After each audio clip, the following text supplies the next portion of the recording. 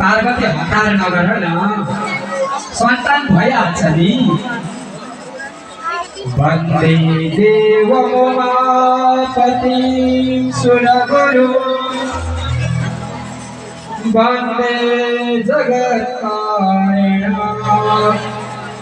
वन्दे पन्नगभूषण मृगधर वन्दे पशूनां पति वन्दे सूर्यशशाङ्कवोनिनयना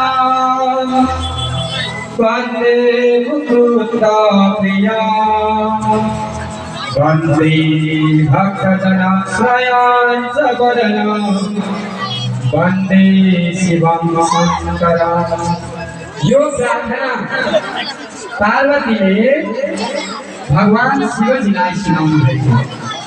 हजुरहरूले यो जो भी ये श्लोक को आप सुनेंगे, ध्यानपूर्वक गाएंगे, जब आप भगवान भोलेनाथ के मंदिर में जाएंगे तब बेलपत्र के साथ ये मंत्र अवश्य बोलना, आपको मनोकामना पूर्ण होता है। इसलिए जब भोलेनाथ जी को प्रसन्न हुआ, भोलेनाथ ने कहा ठीक है, तैयारी करो, डेट फिक्स कर दिया, संतान उत्पत्ति करना है। और पार्वती और भोलेनाथ एक बेड में बैठ गए, लेकिन संतान उत्पत्ति करने के लिए भोलेनाथ ने अपने पेट उत्पन्न किया। उसी समय बाहर से देवता लोग आ गए और दरवाजा खटखटाने लगे। हे महादेव, हे महादेव, ओम नमः शिवाय, ओम नमः शिवाय, मेरे बचाइए, मेरे बचाइए। भगवान भोलेनाथ को पेट उत्पत्ति हो रहा था। माता पार्वती गर्भवती हुई थी, लेकिन देवता के आने से जो कार्य था पूरा हो न पाया। पार्वती आपने आसन छोड़कर बाहर आई, दरवाजा खोली तो बाहर सब देवता लोग बैठ रहे थे। पार्वती ने तत्काल हाथ में जल लेकर कहा, देवता लोग, मेरे संतान के कामना से मैं पति से साथ भ्रमण कर रहे थे, मेरे रति में आप रति सुख में आपने विविधान डाल दिया, दुख दिया।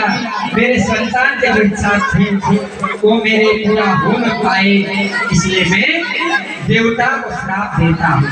तो पार्वती ने तत्काल जल लेकर संपूर्ण देवता को वहां पर श्राप दिया। आपको पता है क्या 30 कोटि देवी देवता जितना था सभी को पार्वती माता के जल से अभिमंत्रित जल था वो श्राप दे दिया। देने के बाद में देवता लोग कंप होने लगे डर से। हे पार्वती, हे माता, अनर्थ हुआ। जो समय में आना था वो समय में आ नहीं पाए। माता, मेरे भूल को क्षमा कर दीजिए। जो मेरा भूल हुआ उस भूल को मैं आपके शरीर में प्रदान करता हूँ। माँ, हे पार्वती, मेरा जो अपने कष्ट में पहुँचाए आपको माँ, संतान के बाधा में मैंने अवरोध किया, आपको संतान हो नहीं पाए। शिव जी का तेज आपके गर्भ में समावेश नहीं हुआ, इसलिए मैं क्षमा मांगता हूँ। क्षण बाद में भगवान भोलेनाथ जी बाहर आ गए। भोलेनाथ ने कहा, देवता क्या किया, क्यों डिस्टर्ब किया? हमारा संतान के सुख देने वाला मैंने पार्वती के समय में आ गए, क्यों? देवता ने भोलेनाथ को हाथ जोड़ करके कहा, भक्तजन प्रार्थना किया। ऐसे प्रार्थना किया, भोलेनाथ को भी मन में सोच से विवश कर दिया। नागेंद्रहाराय त्रिलोचनाय भस्मांगराय महेश्वराय नित्याय शुद्ध्याय दिगंबराय तस्मै सिद्धाराय नमः शिवाय। देवता ने क्षमा मांगा और देवता ने कहा, असुर ने हमारा संपूर्ण राज्य छीन लिया, इसीलिए हे भगवान बचा लो। भगवान भोलेनाथ ने कहा ठीक है। तो पार्वती माता ने कहा भोलेनाथ को हाथ पकड़ के कहा मेरे भक्त से सुन लीजिए, जिसका संतान नहीं है आपको संतान प्राप्त होगा। ये कथा जिसने सुन लिया, जिसके घर में धन न हो उसके घर में धन प्राप्त होगा। ये बहुत भगवान स्वयं शंकर जी ने पार्वती को बताए हुआ है। मैं नहीं करा रहा हूँ आपको, जो मैं कथा कर रहा हूँ स्वयं भगवान भोलेनाथ बता रहे हैं। इसीलिए पार्वती जी हे पतिदेव, हे शंकर जी, मेरा संतान कब होगा? अभी जिस समय में संतान हुए थे 10 साल तो हो गए, अभी तक तो संतान नहीं हुआ, तो मेरे संतान को चाहिए। भोलेनाथ ने कहा आपको 1 साल तक यज्ञ करना होगा।